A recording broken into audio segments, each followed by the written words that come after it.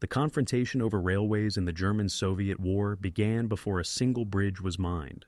When Germany opened the campaign on 22 June 1941, the supply design embraced long overland distances, limited motorization, and a reliance on rail lines to deliver ammunition, fuel, and rations to Army Group railheads. Standard gauge in German service was 1,435 millimeters. The network inside the USSR used broader track, commonly 1,524 millimeters. Conversion of gauge, repair of yards, and reconstitution of signaling became a prerequisite for sustained operations. The Wehrmacht assigned railway engineer units, Eisenbahn Pioniere, and operating battalions subordinated to the Army transport system and supported by the Deutsche Reichsbahn to push standard gauge forward behind the armies. Each army group's consumption ran into several thousand tons per day. The only practical way to move such mass over hundreds of kilometers was by rail. The strategic constant was simple. If rails failed, operational tempo declined, regardless of frontline success. Occupation created a second layer of dependency. By late 1941, the German command controlled large rail districts in the Baltics, Belarus, Ukraine, and parts of Russia, organized through Reich Railway Directorates and military railway commands. These districts linked coal from the Donets Basin when available, grain from Ukrainian stations, and Romanian oil forwarded via the Dniester and Prut corridors to depots near the front.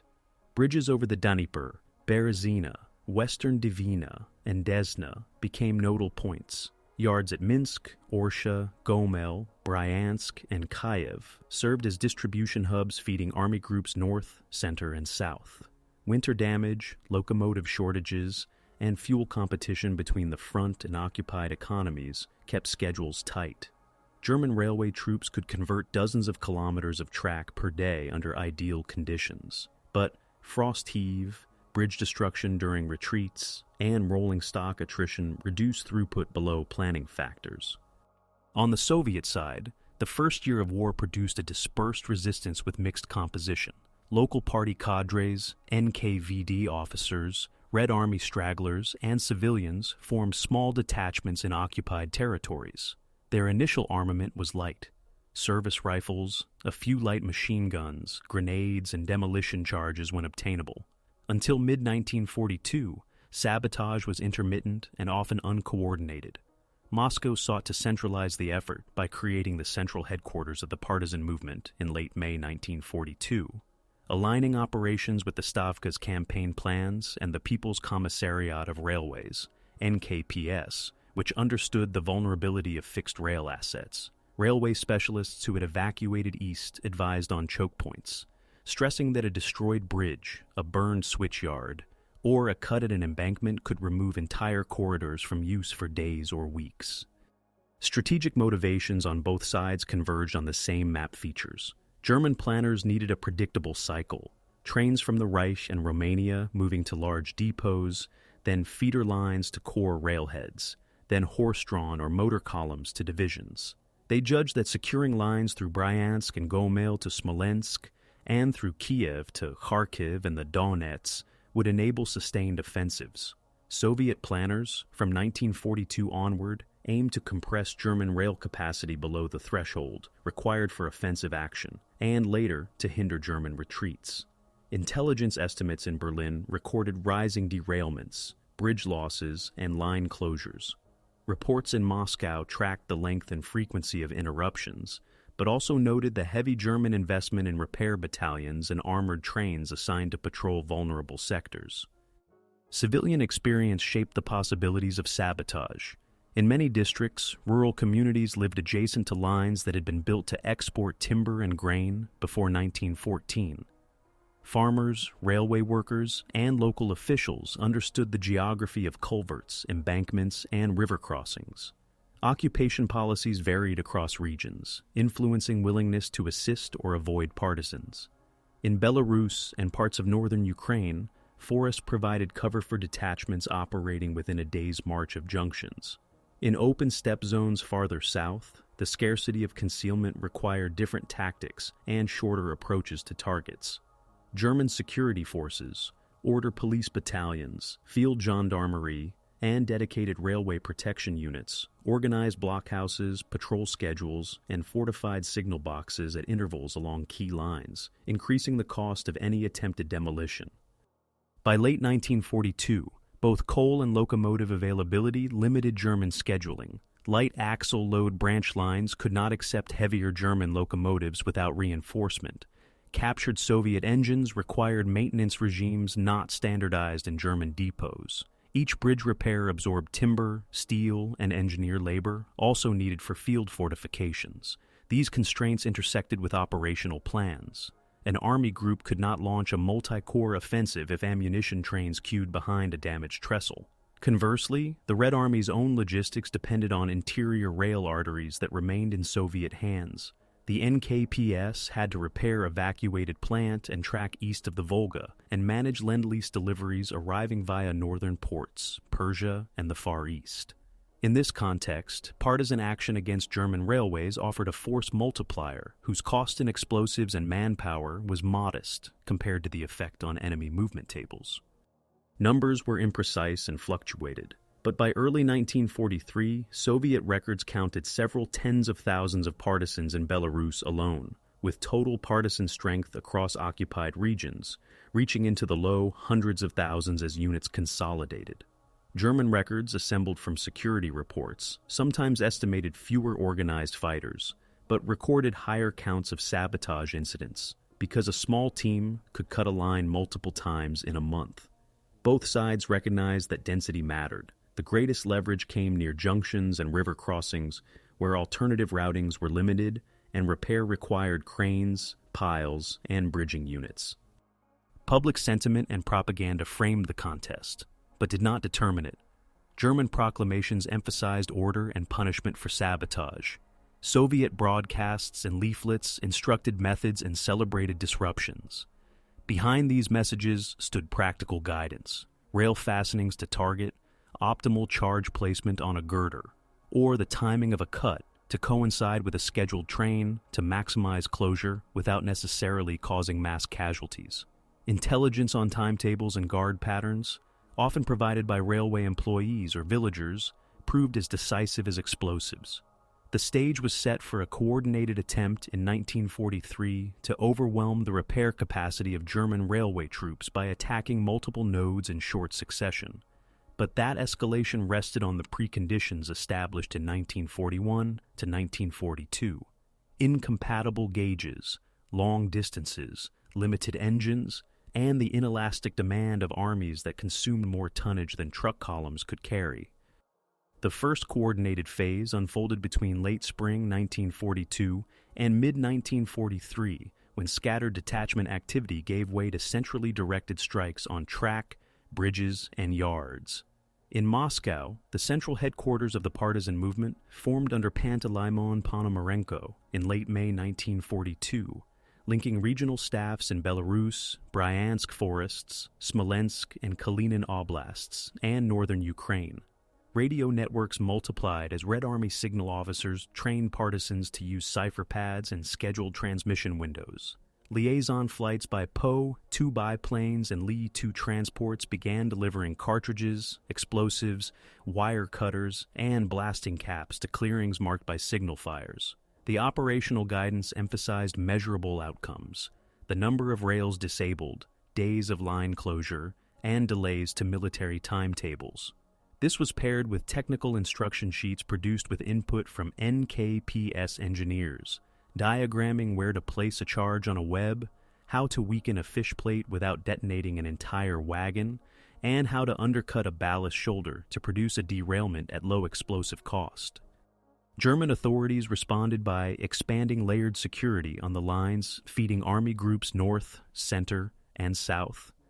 Under the Army Transport Command, railway protection units, Feldgendarmerie platoons, and order police battalions manned blockhouses at kilometer posts, reinforced signal boxes, and patrols on draisines.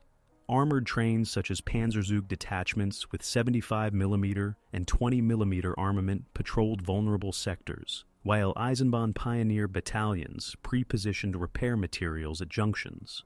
In Army Group Center's rear area, Sicherungsdivisionen 221 and 286, among others, conducted sweeps along the Bryansk-Gomel and Orsha-Vitebsk axes. The Reichsbahn and military railway directorates established emergency depots of rail sections, spikes, sleepers, and bridging steel near Minsk-Smolensk and Bryansk to reduce repair times from days to hours when possible. Reports from the General der Transporttruppen summarized closures by district and prioritized restoring double-track segments to at least single-track operation to preserve minimal throughput. Initial movement on the Soviet side took the form of small team raids within marching distance of junctions. Typical teams numbered 6 to 12, with a single demolition specialist carrying 2 to 4 kilogram charges, while the rest provided flank security. Night work focused on cutting isolated rails at culverts, removing fastenings at the inner rail on curves, or placing clamp mines on the gauge side to shatter wheels. Where cover permitted, detachments targeted telegraph poles to disrupt dispatching. By autumn 1942, brigades in Belarus, often aggregations of multiple detachments totaling several hundred fighters, began planning simultaneous attacks across tens of kilometers of line to saturate repair capacity. In northern Ukraine, formations commanded by figures such as Sider Kovpak and Oleksiy Fedorov, though engaged heavily in raids on garrisons and supply columns, also redirected effort toward embankments and bridges when the Red Army prepared winter actions. Key command channels hardened. Stavka orders tasked fronts to coordinate with partisan headquarters during offensive planning, setting time windows for rail cuts before and during operations. Communications officers transmitted railway district maps, annotated with tonnage lanes and choke points, bridge numbers on the Dnieper tributaries, yard ladder tracks at Orsha and Roslavl, turntables and water towers that limited locomotive cycles, and signal interlockings. Soviet air units scheduled supply drops and retrieval flights by regiment, and warehouses east of the front line prepared standardized demolition kits. Intelligence summaries estimated German repair cycle times by asset type. A clean rail cut repaired within hours given nearby stock.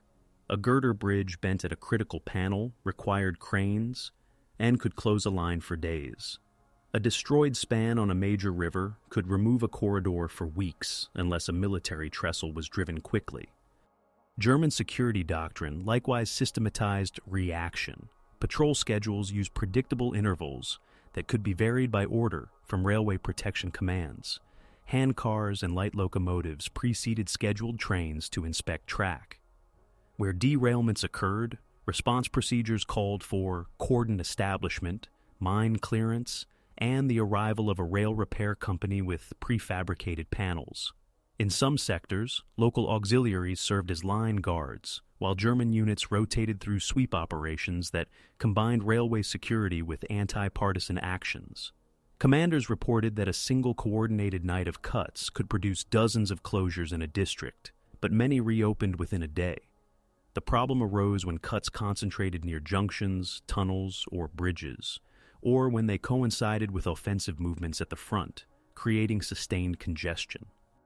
Quantitative measures framed the opening phase. Soviet headquarters recorded rising monthly sabotage incidents through late 1942 and early 1943, with Belarus alone reporting several thousand rail cuts over multi-month spans as brigades consolidated. German transport summaries for Army Group Center's rear area logged frequent single-track closures and intermittent double-track interruptions, noting average restoration times under 24 hours for isolated rail breaks, longer for bridge and yard damage. Both sides assessed that localized action could not by itself paralyze a theater-scale network. Effectiveness depended on synchronization across districts to exceed the finite pool of repair crews, locomotives, and spare steel. This assessment drove the shift from opportunistic sabotage to a scheduled campaign. Civilian terrain and weather-conditioned execution. Winter snow simplified approach to lines by muffling noise, but increased the risk of track prints. Spring thaw softened embankments, making undercuts easier, yet complicating escape. Forest belts in Belarus permitted close staging near the Orsha-Smolensk and Vitebsk-Polotsk lines. The more open landscapes near Poltava and Kharkiv demanded short-duration actions and rapid withdrawal. Railway workers under occupation, some cooperating, others cautious, supplied timetables or noted guard routines. At the same time, reprisals and anti-sabotage measures produced countervailing pressures in villages along the right-of-way, affecting whether local guides would accept the risk of leading teams to culverts and girder seats. By June and July 1943, preparatory orders circulated for a theater-wide escalation, timed to broader operations at the front. Partisan staffs received synchronized target lists, specified kilometer marks for multi-line cuts, bridge numbers to be mined or burned, and yard installations to disable, such as interlocking frames and water cranes. Detachments rehearsed charge placement using inert assemblies and studied rail steel profiles to select optimal web or foot points. German railway troops, anticipating a surge, moved additional repair companies and armored trains into Army Group Center's rear, stockpiled rails in pyramids at major yards, and standardized alarm protocols linking signalmen to nearest patrols. The opening phase therefore closed with both sides poised. Soviet-led forces prepared to multiply simultaneous cuts to overwhelm repair capacity, while German commands concentrated mobile security and repair assets to keep at least one track open on primary corridors during the coming offensive season. Planning for the rail war evolved into a paired structure, centralized objectives, and distributed execution. Soviet headquarters defined the operational purpose in two phases for 1943. The first, designated as a broad campaign against rail communications to coincide with summer offensives, opened in early August 1943 and was framed to support Operation Kutuzov against the Oryol salient and Operation Rumyantsev toward Kharkiv. The second, beginning on September 19, 1943, expanded as a follow-on operation, emphasizing sustained interdiction against Army Group Center and parts of Army Group North. Both phases aimed to compress the usable capacity of trunk lines and junctions below the threshold required to maintain German reserves and withdrawals. The central headquarters of the partisan movement set measurable targets: numbers of simultaneous cuts per line, a minimum duration of closure at key bridges and yards, and the proportion of attacks to be concentrated within specified windows of 24 to 72 hours. Objectives were mapped to rail geography. Priority corridors included Smolensk, Orsha, Minsk, Vitebsk, Polotsk, Daugavpils, Bryansk, Gomel, Kalinkovichi, and the Kharkiv-Poltava axes. Target categories received standardized guidance. Rails: cut webs or feet at intervals of 500 to 800 meters on single-track segments to prevent immediate restoration by rail replacement without realignment. Bridges: aim charges at panel points on through girder spans, or weaken bearings on timber trestles to induce settlement under load. Yards: disable ladder tracks by removing frog bolts, attack interlocking frames, water cranes, and turntables to reduce locomotive cycle efficiency. Telegraph and signaling: sever main lines where block sections were long, producing longer headways and lower throughput even after track was restored. The planning staff distributed detailed diagrams and explosive tables specifying kilogram charges required for common rail profiles and bridge members, enabling teams to carry sufficient but not excessive loads. Force generation followed a brigade model. Detachments aggregated into brigades of several hundred to over 1,000 fighters in forested regions of Belarus and Smolensk, with smaller concentrations in northern Ukraine. Command relationships connected brigade staffs to front headquarters and to air supply regiment scheduling Po-2 and Li-2 flights. Supply planning set quotas for explosives, detonators, and specialized devices such as rail clamps or borehole augers. Training packages codified in 1943 included demolition practice on scrap rails, instruction in time pencils and electric firing circuits, and procedures for rapid withdrawal. Intelligence preparation of the battlefield relied on railway employees, village informants, and aerial photography supplied by Red Army staffs, which annotated bridge numbers and yard track plans. Propaganda guidance, while present, was subordinated to technical directives. Broadcasts and leaflets were tasked to transmit methods and schedules rather than narratives. German planning rested on a different constraint set. Keep at least one track open on primary corridors while minimizing locomotive and wagon immobilization. The command structure combined Army transport authorities with military railway directorates and the Deutsche Reichsbahn. Repair capacity centered on Eisenbahn pioneer battalions and companies, bridge columns with pile drivers and field cranes, and Bauzüge that carried prefabricated rail panels, sleepers, spikes, and tools. Armored trains provided mobile firepower along exposed runs. Security orders established layered protection with blockhouses, signal box strong points, patrols by draisines or light locomotives, and inspection trains proceeding ahead of scheduled traffic. Stockpiles of rails and bridge timber were positioned at Minsk, Orsha, Smolensk, Bryansk, and Gomel, with smaller dumps along secondary lines. Contingency plans reduced double-track operation to alternating single-track where one line remained intact, accepting longer headways to preserve continuity. German logistics offices quantified risk by time and place. An isolated rail cut on open ground could be repaired within hours if a repair team and stock were nearby. Multiple cuts spaced across several kilometers required more labor and retamping, stretching repair into a day. Bridge damage varied widely. A cracked bearing might be shimmed quickly. A bent panel required cranes and temporary trusses. A dropped span on a major river removed a corridor until military bridging was completed.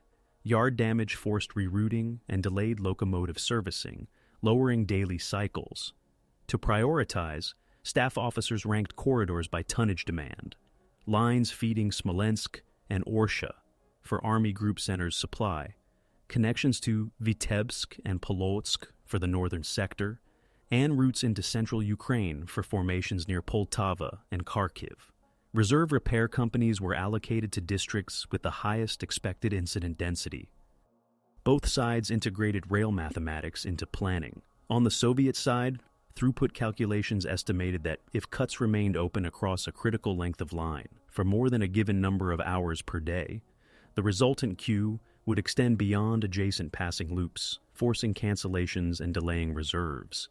Schedules therefore demanded synchronized demolition within tightly bounded time windows.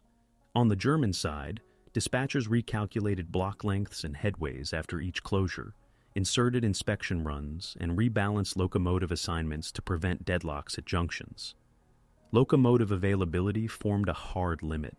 Captured Soviet engines with different maintenance needs coexisted with German classes, and each lost locomotive at a derailment site reduced cycles on neighboring lines.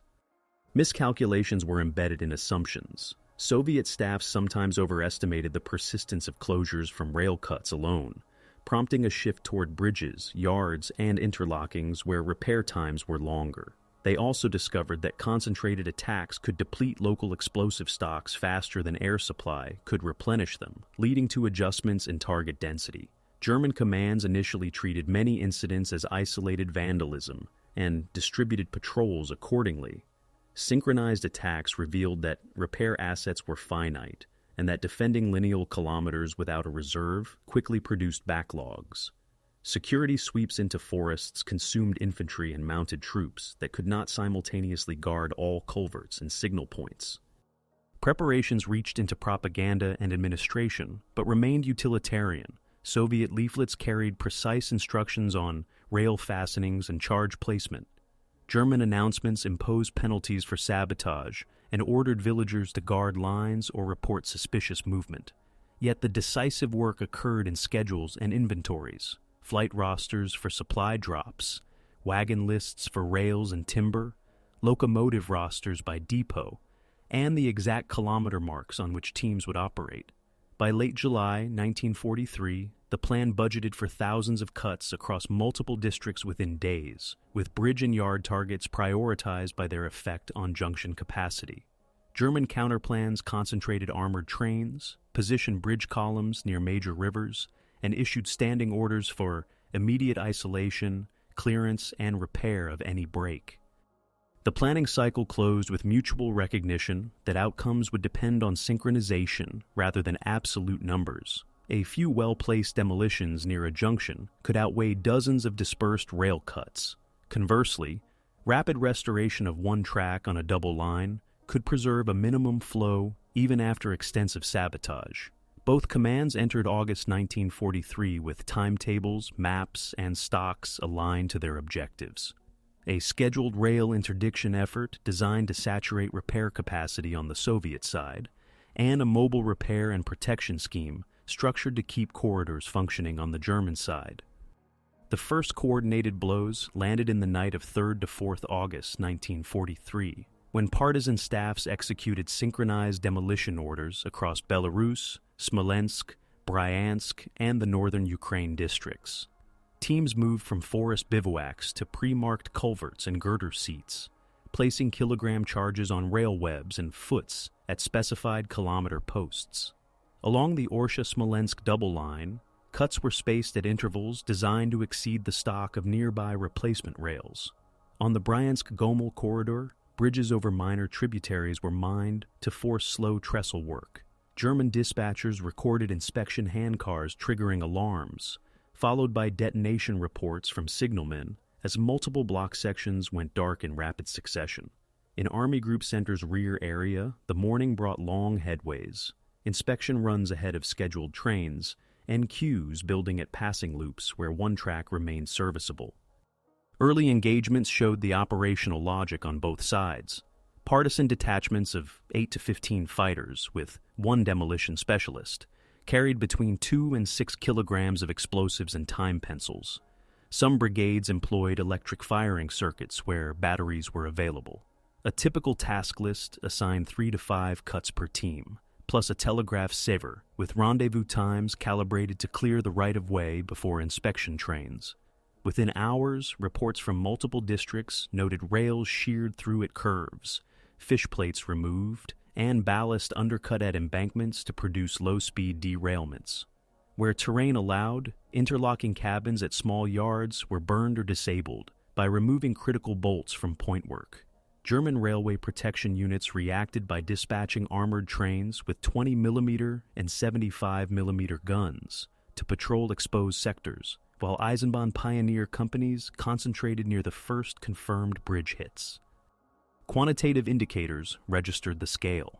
In the opening week of August, German records for Belarus tallied rail attacks increasing from hundreds per day to several thousand, with August totals in that district alone reaching figures in the tens of thousands. Soviet reports from the same period claimed several tens of thousands of rails destroyed across all participating regions, alongside dozens of bridge demolitions and yard disruptions. The disparity in counting methods, incidents versus rails cut, complicated comparison, but both series indicated saturation of repair capacity over specific 24 to 72-hour windows. On key trunks such as Smolensk, Orsha, Minsk, dispatchers shifted operations to alternating single track, lengthening block times, and reducing daily train counts. Localized closures of 6 to 18 hours for rail cuts contrasted with multi-day outages, where bridge panels bent or bearings were blown. Tactically, the first engagements revealed strengths and weaknesses. Where forest belts approached the right-of-way, detachments could stage within a kilometer of culverts and withdraw unseen. In open country near Poltava or around larger towns like Gomel, approaches had to be shorter, and demolition assignments emphasized quick rail cuts rather than bridge work.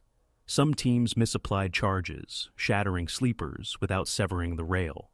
Training cadres corrected this with revised diagrams and a shift toward clamp mines when metal stock was available. In response, German patrol doctrines tightened. Inspection locomotive crews advanced at low speed with riflemen on foot along the ballast shoulder, and blockhouses increased night illumination around switch ladders. Repair companies began stockpiling prefabricated rail panels at intervals along exposed lines, reducing restoration time for isolated breaks, but not for concentrated clusters. Civilian impact appeared immediately. Railway workers under occupation, some cooperating under orders, and others quietly passing timetables to partisans, found themselves at the intersection of both systems. Villages near the track endured sweeps when derailments occurred. At the same time, residents experienced pauses in through traffic that temporarily reduced the movement of requisition teams and military columns. For local economies reliant on rail-borne coal and flour, multi-day closures disrupted deliveries, producing shortages offset only when alternative routings functioned. The partisan staffs acknowledged these effects in after-action notes, emphasizing nighttime cuts and bridge work away from densely populated stations to limit civilian exposure during daylight repair efforts.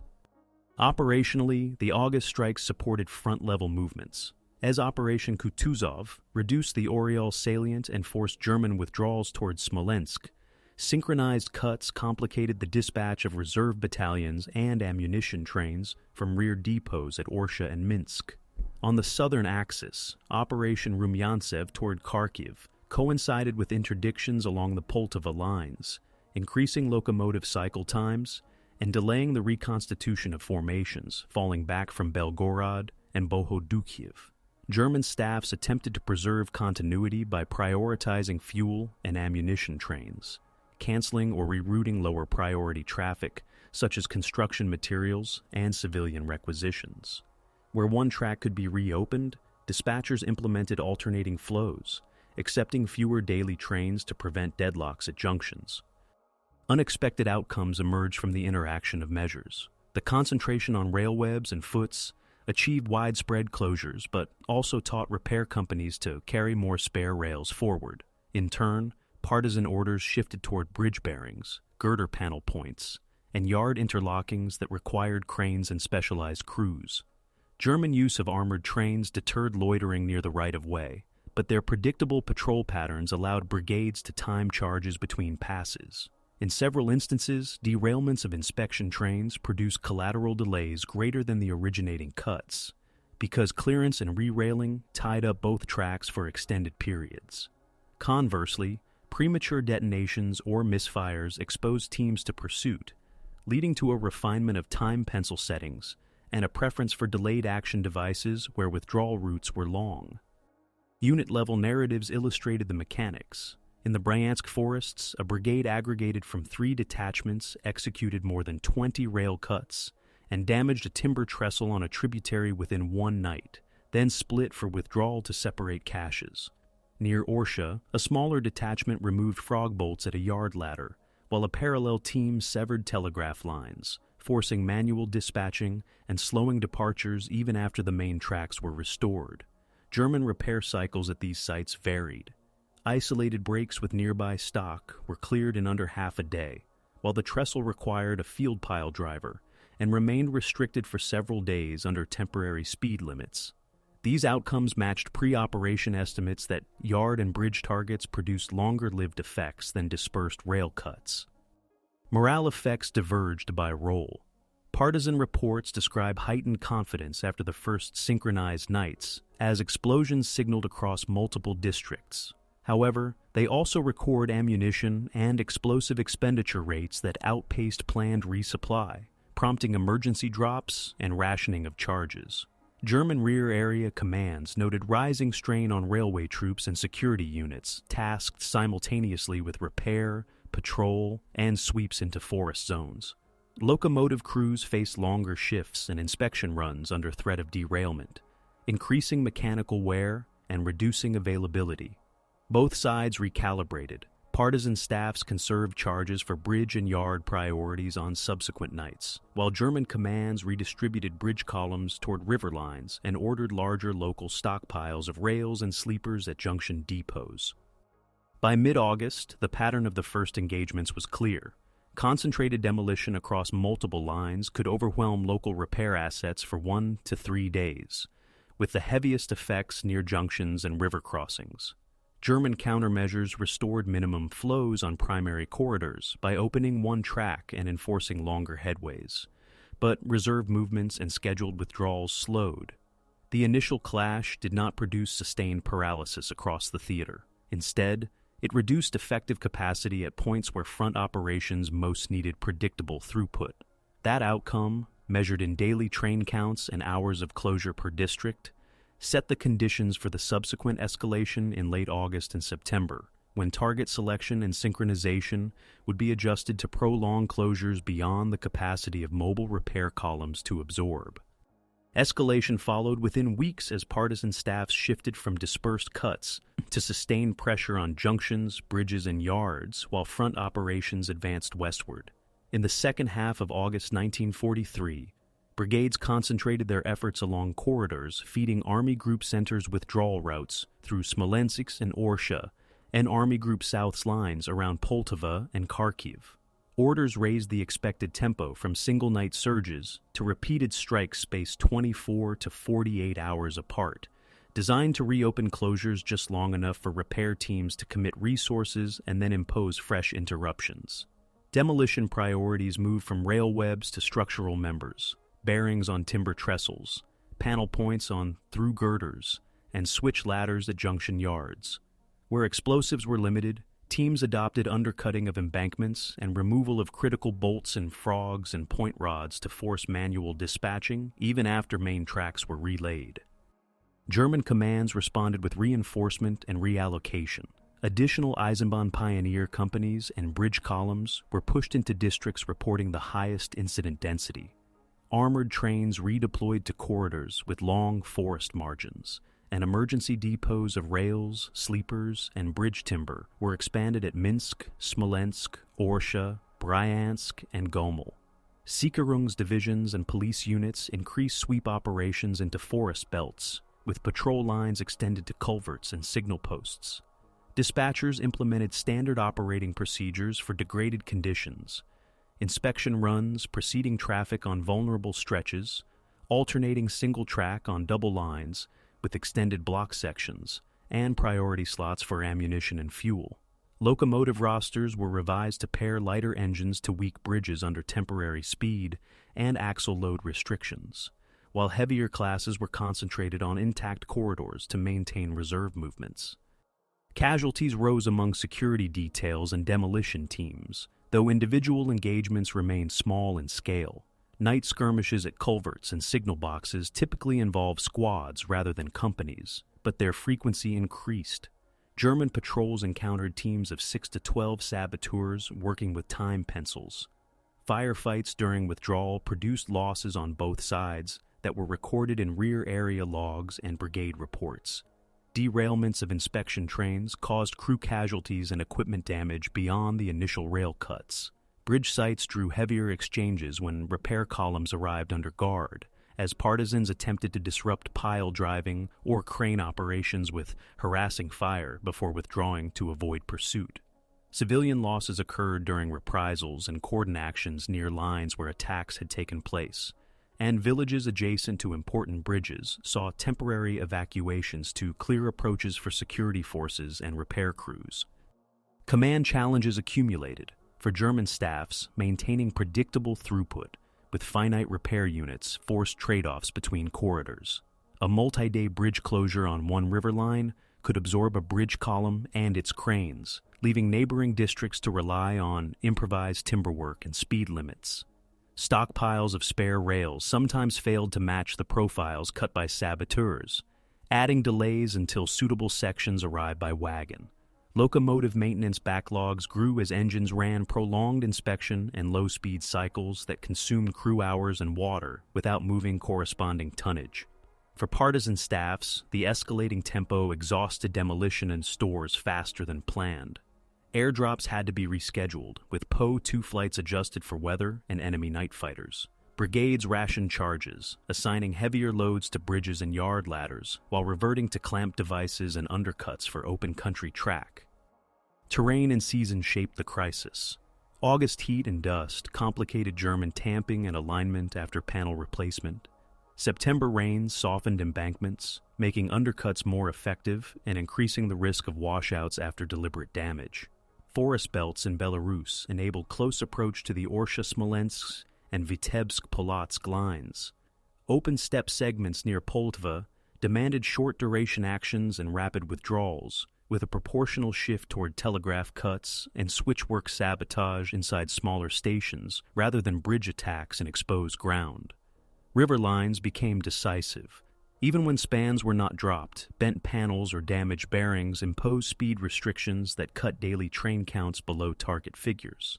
Temporary trestles restored continuity, but imposed limits that could not support both retreating formations and supply inflows, compelling dispatchers to cancel lower priority trains.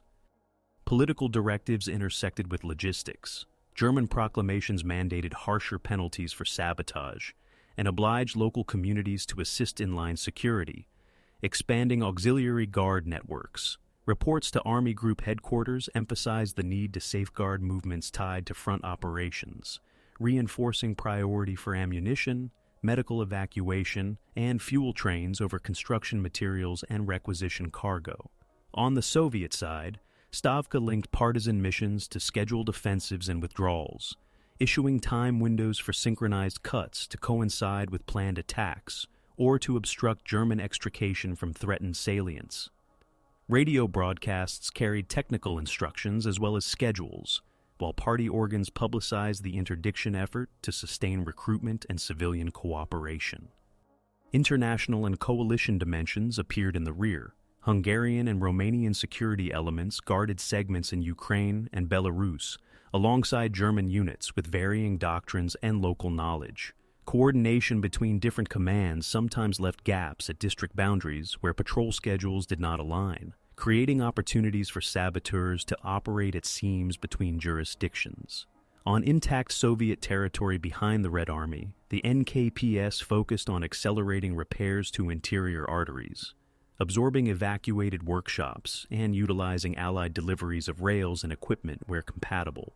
This parallel effort ensured that while German corridors faced degradation, Soviet lines feeding the front and industrial centers increased capacity, reinforcing the asymmetry of repair and supply. Operational metrics showed cumulative strain. German rear area reports recorded rising counts of closures per 24-hour period on priority lines and longer average restoration times for bridge-related incidents. Dispatch offices observed sustained reliance on single-track alternation on double lines and reduced daily train numbers through key junctions. Partisan headquarters tallied rails cut, bridges damaged, and yards disabled, correlating closures with delays to identified troop and ammunition movements. Both sides recognized that the crisis did not manifest as a theater-wide halt, but as persistent underperformance against planned timetables. A division scheduled to detraining points in 24 hours might now require 36 or 48. Ammunition columns queued at junctions where one track remained serviceable. Bridge restrictions forced detours that redistributed congestion onto secondary lines. Morale varied by role and location. Railway engineers and armored train crews faced extended duty cycles and night operations under risk of ambush and derailment. Brigade demolition teams reported fatigue from repeated approaches to the same corridors, compounded by rationing of explosives and the physical effort of carrying loads across marshy ground or forest.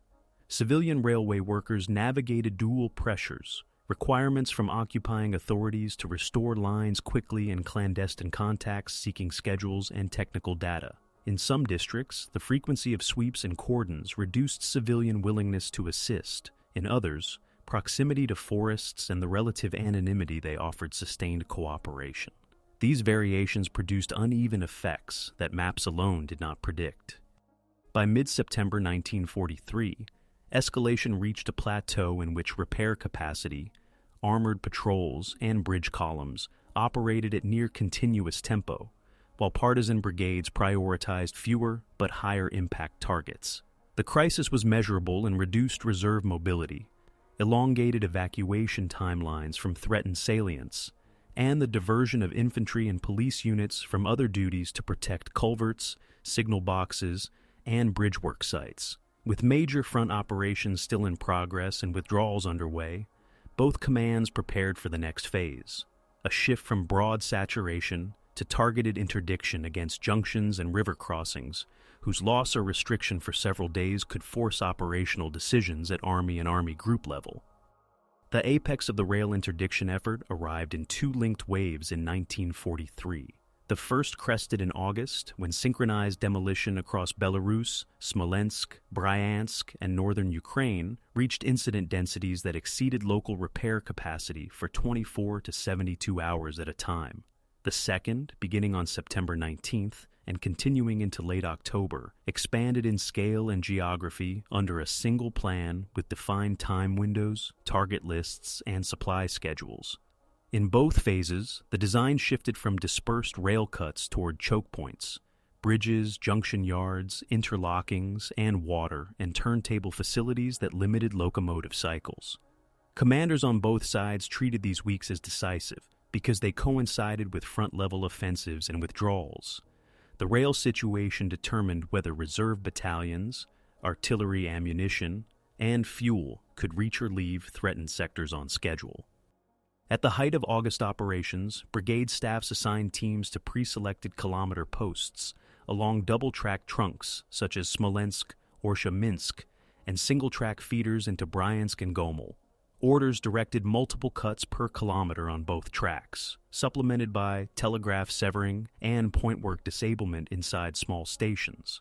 Where explosives allowed, emphasis fell on bridge bearings or panel points on through-girder spans, because bent members imposed multi-day restrictions, even when a temporary trestle restored continuity.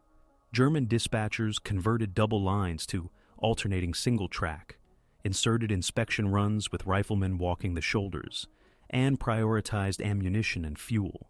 Daily train counts fell below planning factors. Queues lengthened at passing loops, and junctions accumulated idle rolling stock, waiting for paths.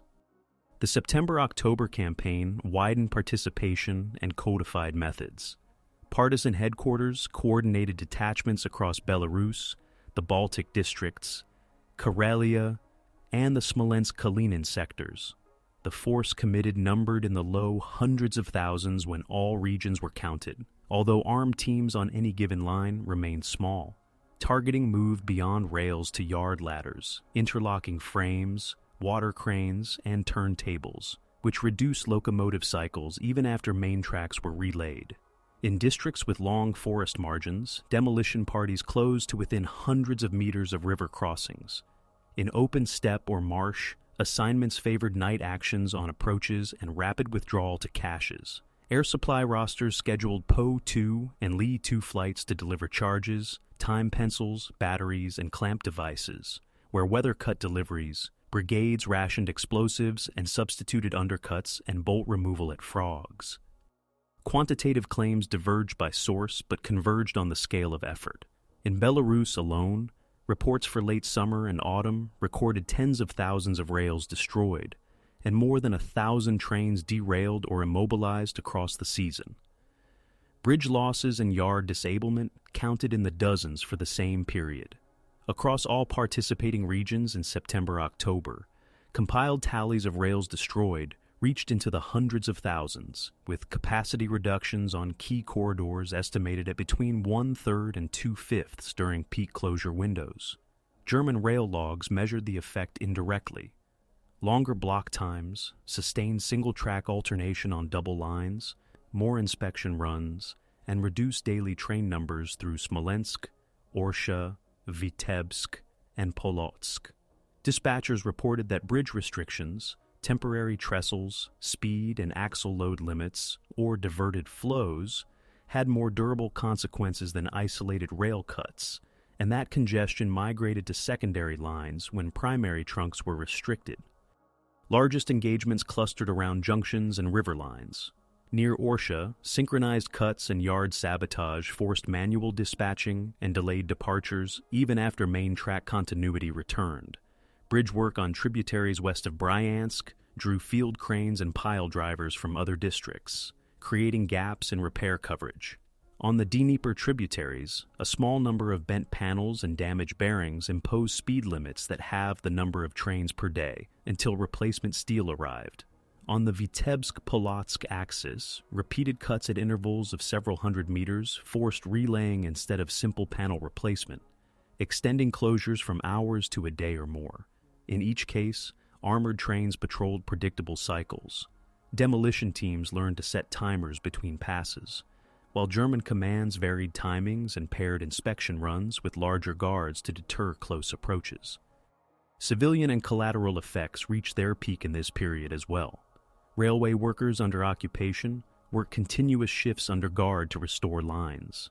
In some districts, they supplied clandestine timetable information to saboteurs, while in others they avoided contact under risk of reprisals.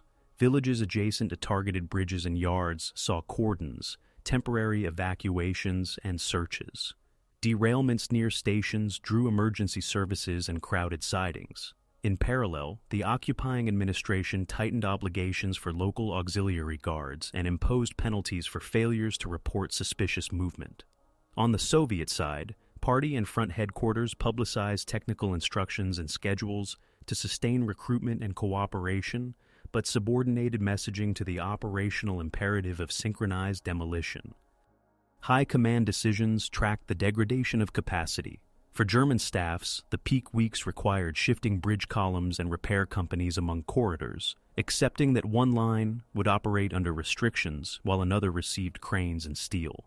Locomotive allocations concentrated heavier classes on intact bridges, with lighter engines assigned to restricted spans under speed limits. Inspection duties consumed crew hours and water, without moving proportional tonnage, compounding maintenance delays. For Soviet staffs, the concentration of effort has consumed explosive stocks faster than planned. Flights were retasked to the most congested districts, and target lists were revised to emphasize bridges and interlockings over single rail cuts. Coordination with front offensives sought to time closures with attacks that demanded the slowest possible enemy reaction. The intensity produced clear comparative outcomes. Where synchronized demolitions focused on junctions and bridges, closures persisted for multiple days, and forced cancellations or detours that delayed reserve battalions and ammunition resupply by 24 to 48 hours beyond schedules. Where actions dispersed into open country rail cuts, German repair companies restored one track in less than a day and maintained a minimal flow. Neither side achieved total theater-wide paralysis. Instead, both accepted a contest of saturation versus repair, measured in cumulative hours of closure, kilometers under speed restriction, and daily train counts through specified nodes.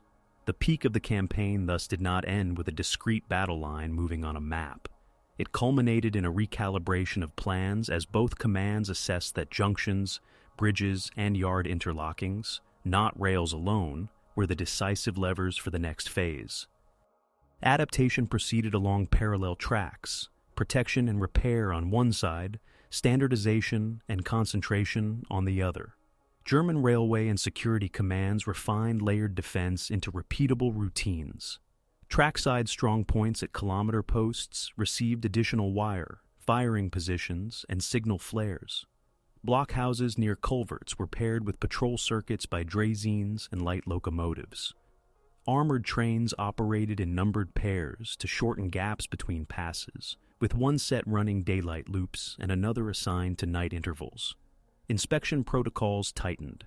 A pilot handcar or light engine preceded scheduled trains, followed by a second check when incident density rose.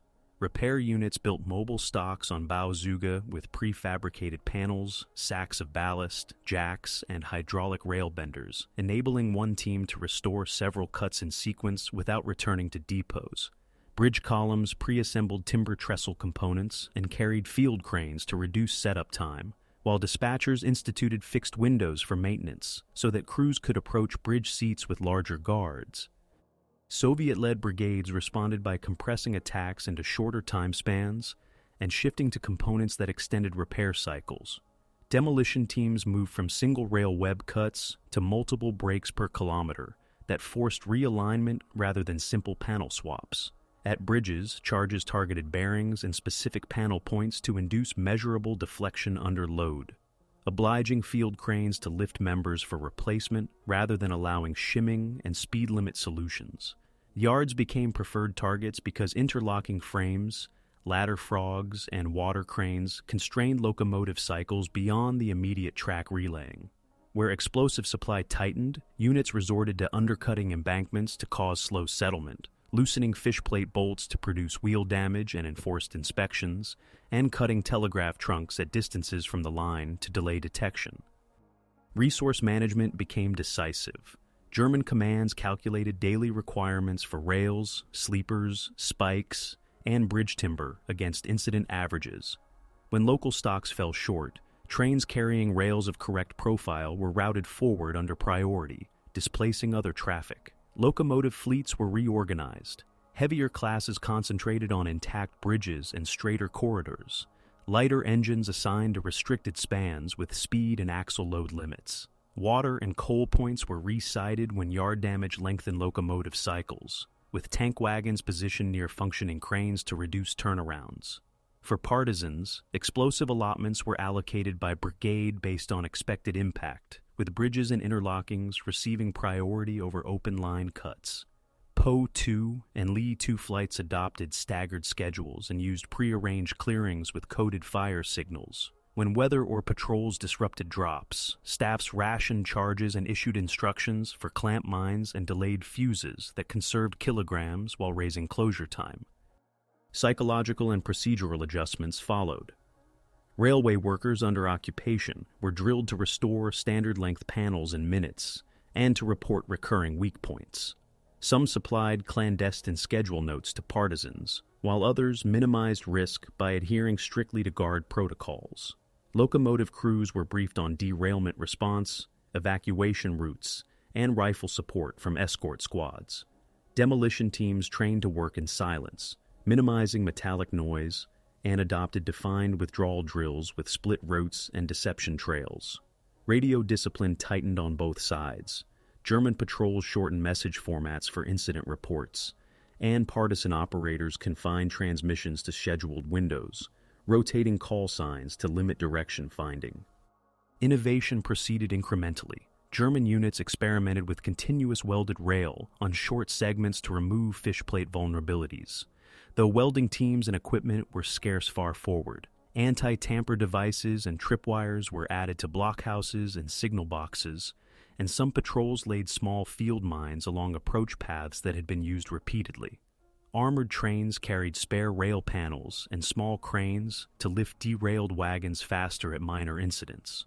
On the Soviet side, technical leaflets specified the kilogram loads for different rail profiles and bridge members, recommended double charges at the intrados of curves, and described methods to disable interlocking frames without destroying entire buildings. Where batteries were available, electric firing circuits allowed precise timing to coincide with patrol gaps. Otherwise, time pencils were standardized to few-minute ranges keyed to march distances. Adaptation also meant redistribution of effort in space and time. German staffs mapped incident heat zones and shifted armored trains and repair companies accordingly, accepting higher risk on lower tonnage branch lines to concentrate protection on trunks through Smolensk, Orsha, Vitebsk, and Polotsk. Night schedules were thickened on corridors feeding active fronts, with day windows reserved for reconstruction. Partisan brigades studied these patterns and moved demolition waves to secondary lines that fed the same junctions, thereby creating congestion from the periphery toward the node. In districts where forests hugged the right-of-way, repeated approaches were feasible.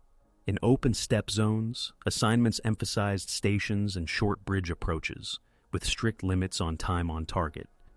Casualty management shaped tactics. Derailments of pilot trains produced crew losses that exceeded those in many skirmishes, prompting German commands to expand escort squads and to reduce speed further in high-risk blocks, which in turn decreased throughput. Partisan units faced losses during withdrawal from bridge sites where guards and dogs pushed into forest belts. Staffs responded with decoys, multiple timers, and staggered teams whose last element delayed pursuit with noise or small devices while the main demolition group dispersed. Medical arrangements were rudimentary on both sides in the rear. Railway first aid and evacuation teams handled derailment injuries, and partisan brigades relied on field dressings and forest shelters, transferring serious cases toward Red Army lines when feasible. Administrative adaptation mattered as much as field measures. German rear commands refined reporting so that closures, partial reopenings, and speed-restricted sections were logged by kilometer and hour, allowing dispatchers to recompute block times and to issue realistic daily train targets. Priority trains, ammunition, fuel, medical evacuation, and selected reserves received fixed slots. Requisition and construction traffic absorbed cancellations. On the Soviet side, Central Headquarters collected closure data from brigades and correlated it with front requests, shifting demolition windows to coincide with operations scheduled by the armies. Where a front planned an attack at a given dawn, rail cuts and bridge hits were ordered to start several hours before and to recur during daylight to keep repair teams tied down. Comparative limits became clear. German repair columns could restore isolated rail cuts in hours, but could not simultaneously lift and replace bent bridge panels across several rivers without queuing cranes and crews. Partisan brigades could multiply cuts rapidly, but could not maintain saturation indefinitely without steady explosive inflow. Both commands therefore sought efficiency. Germans prioritized keeping one track open on double lines, accepting long headways but preventing total stoppage. Partisans concentrated on junction ladders and bridges whose restriction could not be bypassed by single-track alternation. A small number of decisive assets, field cranes, pile drivers, bridge columns on the German side, demolition kits, trained sappers, and reliable radio links on the Soviet side, dictated the rate at which each could absorb or impose damage. Morale and endurance fluctuated under the sustained tempo. Railway and security troops reported long night duties and repeated inspections with limited rest. Brigade teams carried loads across marsh and forest repeatedly, with rationing of charges and food when drops failed. Civilian populations along the lines navigated obligations and risks, at times providing information on patrol cycles or track weaknesses, at other times withdrawing from approaches during cordons. Neither side could claim decisive psychological advantage. The contest expressed itself in standardized procedures, inventories, and schedules rather than singular acts. By late autumn, both commands had absorbed lessons into doctrine. German patrols varied timing unpredictably. Armored trains altered loops, and repair stocks were staged deeper to avoid single-point loss. Partisan staffs codified target hierarchies: bridges, junctions, interlockings first, telegraph trunks and culvert cuts to sustain pressure, and refined synchronization with front operations so that each kilogram of explosive returned maximal closure hours at the exact points where enemy timetables were tightest. The turning point emerged as rail mathematics translated into operational choices during autumn 1943 and winter 1943 to 1944. German staffs faced simultaneous withdrawals on the Smolensk axis and along the Dnieper line, while bridge columns, cranes, and repair companies were already committed, restoring lines hit in August and September.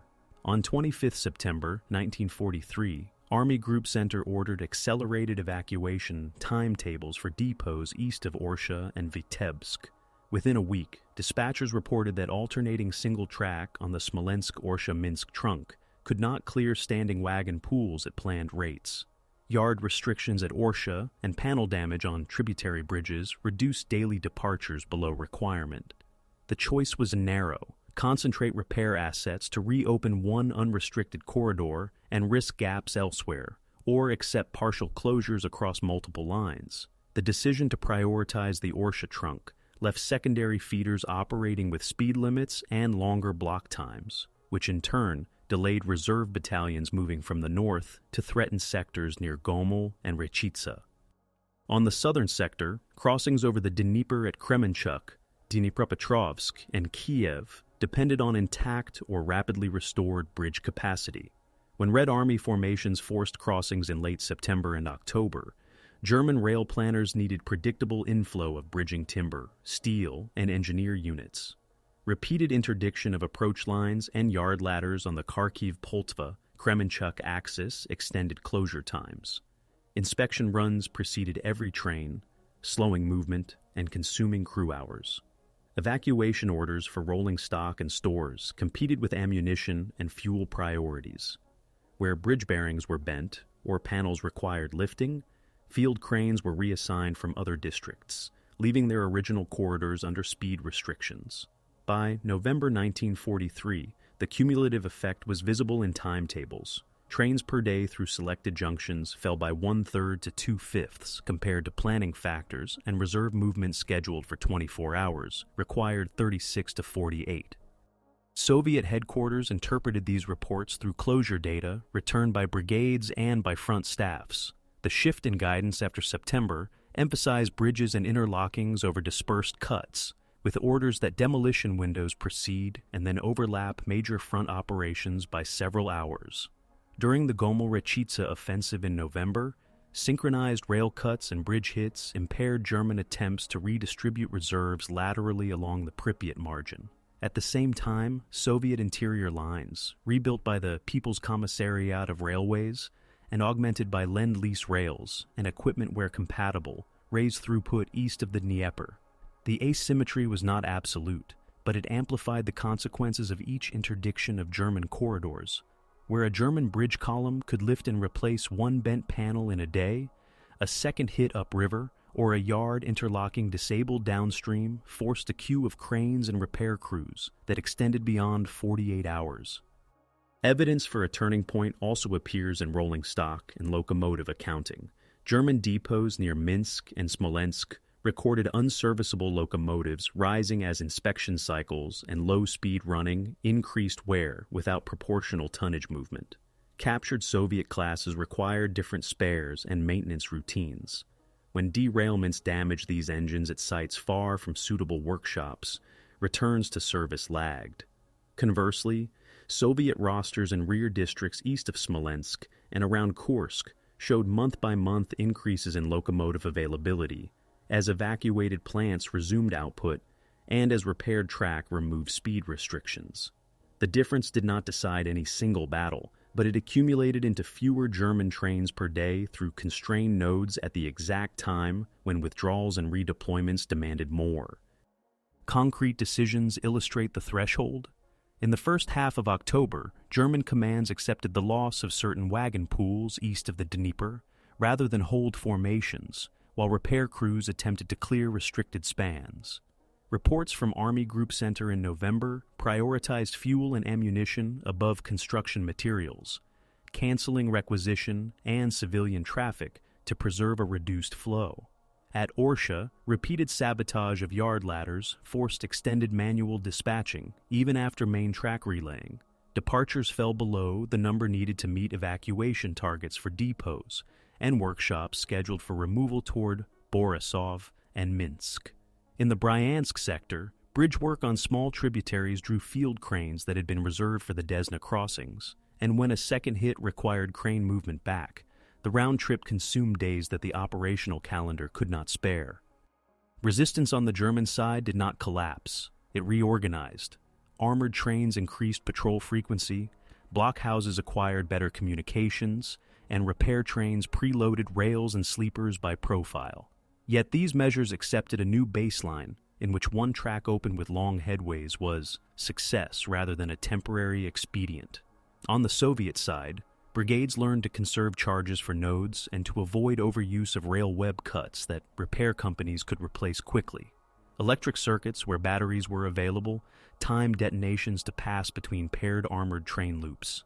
Time pencils were standardized to predictable ranges to match march distances.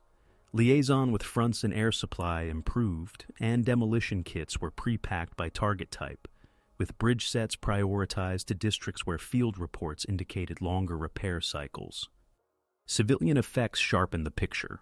Along corridors west of Smolensk and around Vitebsk, repeated closures produced intermittent shortages of coal and flour in occupied towns, as requisition trains were canceled or delayed. Villages near bridge approaches saw cordons and searches that persisted for days, tying down security units and limiting their availability for mobile operations elsewhere. Railway workers moved between prolonged guarded shifts and clandestine contacts. Some supplied timetables and bridge numbers. Others withdrew from risk after reprisals.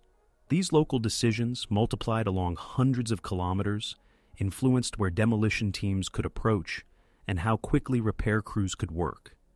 By December 1943 and January 1944, both commands codified changed expectations into orders. German dispatchers planned for alternating single track on double lines as a default in high-risk districts. Bridge columns received dedicated guard detachments for the duration of works. Locomotive allocations were revised to avoid sending heavy classes over restricted spans. Soviet staff scheduled fewer total cuts, but concentrated on nodes whose closure measured in days rather than hours, and they coordinated demolition cycles with winter operations near Vitebsk, Polotsk, and the Kalinkovichi area. The rail situation no longer offered a quick return to pre-August throughput. It set the pace for withdrawals and redeployments and became a variable that commanders factored into every operational calendar. This was not a dramatic break marked by a single explosion or a named engagement. It was the point at which synchronized interdiction, recovery limits, and the scale of Army-level movements locked together. German commands retained the ability to run priority trains through even during heavy interdiction, but at reduced numbers and with delays that forced choices about which formations moved and which stores remained. Soviet commands obtained a lever that, when applied at junctions and bridges, yielded predictable hours of closure that could be aligned with offensives and river crossings. The turning point resided in these calendars and counts: trains per day below requirement on constrained nodes, bridgeworks queuing cranes for days rather than hours, and evacuation targets slipping against fixed dates for frontline retreats. Withdrawal reshaped the railway contest into a race between demolition and restoration from early 1944 through spring 1945, as German commands contracted from the Dnieper Line and later from the Smolensk-Vitebsk arc. Rear services issued systematic orders to remove stores, evacuate rolling stock, and prepare bridges and junctions for demolition. Railway protection battalions covered engineer groups wiring spans and placing charges at bearings, while dispatchers compressed remaining traffic into priority columns. Fuel, ammunition, medical evacuation, and selected workshops. On double-track trunks reduced to alternating single operations by previous restrictions, evacuation schedules lengthened. Wagons queued at passing loops waiting for inspection runs to clear ahead. The People's Commissariat of Railways moved in the opposite direction, assigning broad-gauge relaying columns, bridge brigades, and mobile depots to follow front advances. Conversion teams carried stocks of 1,524 mm fastenings and points, lifted German-laid 1,435 mm panels, and rebuilt interlockings so that supply could move forward on Soviet gauge without prolonged transshipment. The partisan role adjusted with the geography of retreat. In districts the front approached, brigades shifted from deep interdiction to short-notice strikes against retreat routes, then to reconnaissance and guide missions for advancing units. Bridge bearings and junction ladders remained targets so long as German columns used them. Once crossings were blown, demolition teams pivoted to preventing improvised repairs by hitting trestles and approaches. Radio liaison emphasized immediate reporting, which spans were prepared for demolition, which depots still held fuel, and where armored trains or patrols concentrated. In forested Belarus, brigades worked within hours of the front lines to cut lines feeding German withdrawals from Vitebsk, Orsha, and Mogilev. In northern Ukraine, units along Poltava, Kremenchuk, Kiev routes reported bridge states and mined embankment repairs. As front formations overtook them, many detachments provided guides through cutovers to stations and bridgeheads, or formed guard details for restored depots. German demolition doctrine prioritized delay over total destruction when resources were tight. Where time and stock permitted, engineer units dropped full spans, removed key members from trusses, or burned timber trestles to the waterline. Where pressure was high, charges bent panels, shattered bearings, or cratered approaches to force bridging or long rerouting. Yards were disabled by removing frogs and switch rods from critical ladders and firing interlocking frames. Water cranes and coaling points were destroyed to lengthen locomotive cycles. Locomotive evacuation competed with troop transport. When engines ran low-speed inspection cycles under threat of interdiction, break down stranded units in sidings or at junctions. Field reports from Army Group Center in spring 1944 show priorities set strictly. Bridge columns and cranes move by timetable, construction materials and requisition traffic canceled, and local requisition of timber authorized to improvise trestles behind the retreat. Soviet restoration advanced in echelon. Bridge brigades erected pontoon crossings to carry first-line resupply, and then built timber or mixed trestles to restore rail continuity. Permanent steel followed as plant and material reached the theater. Broad-gauge relaying trains laid new panels at rates measured in dozens of kilometers per day under favorable conditions. But river crossings and large yards took longer, especially where interlockings had been dismantled or signaling gear removed. Temporary manual dispatching and speed limits governed the first weeks after liberation of a junction. Only after turntables, water supply, and coaling resumed could locomotive cycles return to planned numbers. The NKPS integrated Lend-Lease rails and equipment when compatible, substituting as necessary to standardize on Soviet profiles. Workshops restarted in recaptured cities under protection of rear area troops. The humanitarian dimension persisted throughout withdrawal. Towns and villages near bridge approaches experienced repeated cordons and demolitions. Evacuations preceded bridge blows as engineer units cleared arcs of fire and security detachments searched for sabotage teams. Where bridges fell and detours were distant, civilian markets depending on coal and flour deliveries faced intermittent shortages until restoration trains arrived. Railway workers crossed rolls. Some guarded works under German orders during retreat, then reported bridge and yard conditions to Soviet commands after liberation. Others avoided any contact, judging risk under shifting authorities. Partisan reports noted both assistance and refusal, often tied to local experiences with sweeps or reprisals earlier in the campaign. Operational outcomes derive from the interaction of these measures rather than from singular engagements. During Operation Bagration, which opened on 22 June 1944, synchronized interdiction ahead of breakthroughs and demolition behind German lines narrowed exit corridors from Vitebsk, Orsha, Mogilev, and Bobruisk. As crossings over the Berezina and Dnieper were prepared for demolition or were dropped, Army Group Center's movements compressed onto fewer intact lines. Bridge columns attempting field repairs faced harassing attacks and lacked redundant cranes. Soviet bridge brigades followed close behind the front, enabling railheads to move forward within days or weeks and shortening truck hauls. The cumulative result was measurable in timetables and inventories.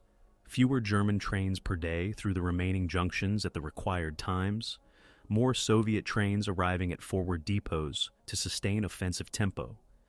By late 1944, the geographical focus shifted west and north. In the Baltic and in eastern Poland, German commands continued systematic demolitions, while withdrawing into shorter lines of communication. Armored trains still patrolled, but their loops shortened as corridors contracted. Partisan units in these regions combined interdiction with intelligence on depot evacuations, bridge dates, and rolling stock concentrations. When crossings were blown across major rivers such as the Neman and Vistula, Soviet restoration again proceeded in successive layers: pontoon, temporary trestle, permanent, while gauge conversion extended toward frontline to training points. The pattern repeated into early 1945 in Silesia and Pomerania. Demolition under pressure, limited repair in the rear, and restoration under advancing armies. Loss accounting showed limits in adaptations. German repair columns preserved continuity in many sectors by reducing operation to one track with long headways. But bridge losses and yard disablement forced cancellations and detours that lengthened evacuation and redeployment timelines. Locomotive attrition rose from derailments, low-speed running, and maintenance gaps. Captured Soviet classes awaiting spares or workshop capacity accumulated in sidings. On the Soviet side, broad-gauge push and bridge rebuilding rapidly reopened main arteries, yet winter conditions, mined approaches, and signaling shortages imposed speed limits and manual dispatching that constrained initial throughput. Partisan brigades reported dwindling explosives in late phases as air supply prioritized frontline needs. Nevertheless, their intelligence and timing of limited charges at nodes produced disproportionate delays on corridors carrying withdrawal traffic. Administration codified the end state. German dispatchers in late 1944 to early 1945 built schedules assuming permanent speed restrictions and intermittent closures, with priority trains assigned fixed windows and requisition traffic eliminated. Evacuation orders increasingly accepted abandonment of stores that could not be moved within these constraints. Soviet railway orders treated newly restored lines as fragile. Weight and speed limits governed the first months. Inspection cars preceded regular traffic on rebuilt bridges, and interlockings returned to full function only after parts arrived from reopened plants. Partisan headquarters documented remaining prepared demolitions, mined culverts, and disabled signaling to hand over to front engineer commands, then disbanded or incorporated personnel into regular security units as the front moved beyond their districts. The immediate consequence of withdrawal and counter-restoration was a rebalanced logistics map. German formations retained the ability to move priority traffic along shortened corridors, but at reduced daily counts and with delays that shaped operational calendars. Soviet formations gained forward railheads on broad gauge in step with advances, reducing dependence on extended motor columns and enabling heavier daily ammunition and fuel issues. Civilians along the former front experienced alternating phases of disruption and reconstruction as bridges fell and reappeared, as sidings filled and cleared, and as railway labor shifted from guarded repair under one administration to restoration under another. The rail war's aftermath was not a clean terminus. It was a continuing adjustment of capacity, schedules, and inventories under retreat and advance that set the stage for the final months of the campaign, and for the post-war reckoning with damaged infrastructure and competing narratives about what each side's actions had achieved. The legacy of the rail war lies in altered timetables, rebuilt bridges, and doctrine that treated rail capacity as a maneuver element. In immediate military terms, synchronized sabotage in 1943 to 1944 lowered throughput on selected corridors by measurable margins, typically 1/3 to 2/5 during peak closure windows, forcing German commands to accept alternating single track on double lines and to reprioritize traffic toward ammunition, fuel, and medical evacuation. These reductions did not stop every movement. They imposed delays of 24 to 48 hours on reserve battalions and evacuation columns at moments when front decisions were time-constrained.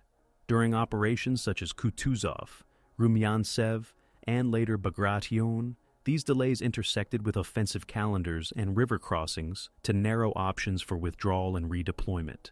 On the Soviet side, the parallel expansion and repair of interior lines, aided by broad-gauge relaying and bridge brigades, converted interdiction gains into operational endurance by moving railheads forward as cities and junctions were retaken.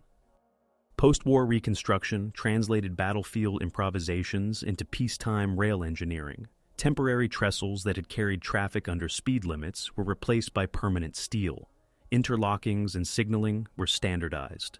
Yards damaged by planned sabotage or demolition were rebuilt with revised ladder geometry and more resilient water and fueling points. The People's Commissariat of Railways and successor ministries documented restoration rates and codified bridge priorities for future emergencies. In occupied Germany, and later in the Federal Republic and the German Democratic Republic, wartime experience informed railway police structures, armored inspection practices, and the integration of bridge columns into civil defense planning. Engineers who had served in Eisenbahn pioneer units or Soviet bridge brigades contributed handbooks that treated bearings, panel points, and culvert seats not only as vulnerabilities but as components to be inspected and reinforced. Political outcomes were layered and contested. Soviet narratives emphasized centralized planning, the creation of the central headquarters of the partisan movement, and the claimed totals destroyed rails and derailed trains across Belarus, Russia, Ukraine, and the Baltic districts. German post-war accounts examined repair cycles, armored trains, and the limits of protecting extended corridors with finite bridge columns and cranes. In Poland and the Baltic states, later discussions probed the relationship between national undergrounds, Soviet-led detachments, and local populations living along targeted lines. In Belarus, memorials highlighted brigades operating in forest belts near Orsha, Vitebsk, Polotsk, and Minsk. In northern Ukraine, commemorations referenced formations that combined raids on garrisons with interdiction of bridges and yard ladders along the Poltava and Kremenchuk axes.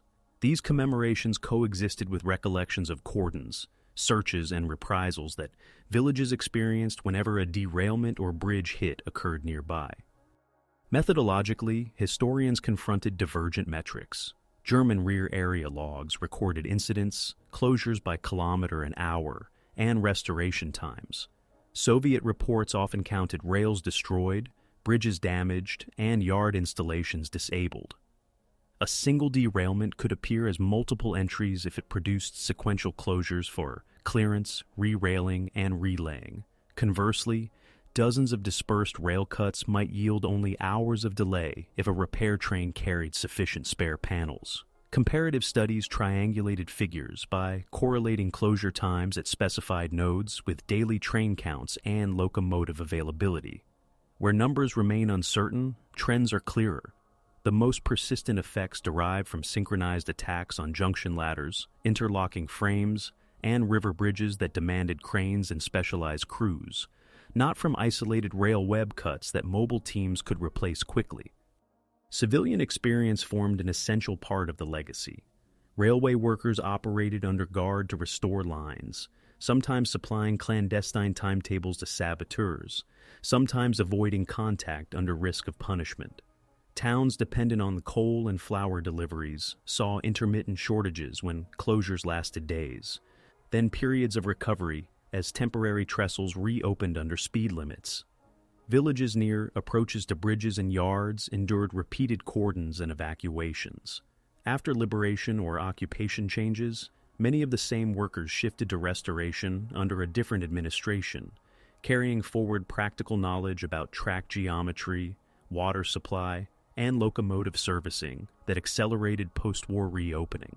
These continuities complicate any simple account of resistance and collaboration, showing a spectrum of responses conditioned by proximity to the right-of-way, local reprisals, and the presence of forests or open steppe. The rail war also influenced legal and ethical discussions about war in occupied territories. Sabotage directed at military transport aligned with belligerent rights under the laws of war.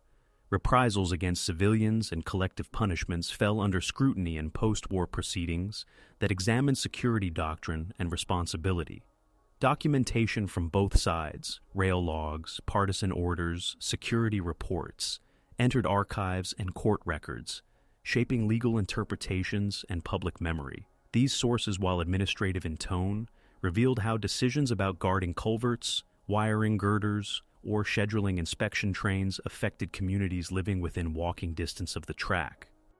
Doctrinally, both militaries internalized lessons. German manuals and post-war studies treated rail as a constrained network, where a few nodes determined capacity, recommending redundant bridging assets and prepositioned stocks at junctions. Soviet and later Warsaw Pact guidance emphasized synchronized interdiction that exceeded repair capacity, target hierarchies, privileging interlockings and bridges, and rapid conversion or relaying to push forward broad-gauge railheads. The emphasis on measurable outcomes, hours of closure, trains per day, axle load limits, anticipated later operational research on transportation interdiction. In parallel, railway administrations invested in signaling that could degrade gracefully under partial damage, modular bridge components, and mobile repair trains configured to address multiple cut types without depot returns. Memory and interpretation have continued to evolve. In Belarus and parts of Russia and Ukraine, museums and memorial complexes present partisan brigades with maps of targeted lines and photographs of bridges and armored trains. In Germany, exhibitions focus on repair columns, dispatching under degraded conditions, and the tension between evacuation orders and capacity.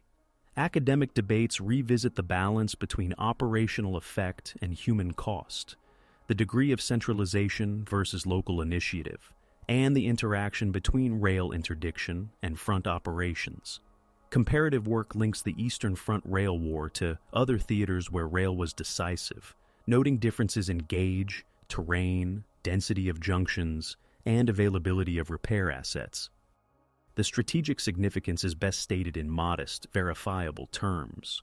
Rail interdiction did not decide campaigns alone, but it imposed repeatable delays at specific nodes during periods when German commands needed predictable throughput, and when Soviet commands could exploit intervals of reduced mobility.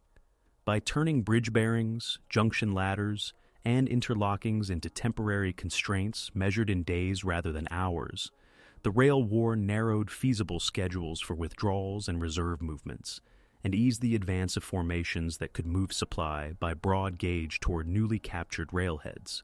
Its historical legacy resides in this integration of sabotage, repair, doctrine, and reconstruction, a system-level contest whose outcome is recorded not only in casualty lists and orders of battle, but in the rebuilt spans over the Dnieper and Berezina, the redesigned yards at Orsha and Smolensk, and the operational calendars that commanders on both sides learned to write around the capacity of a finite number of tracks.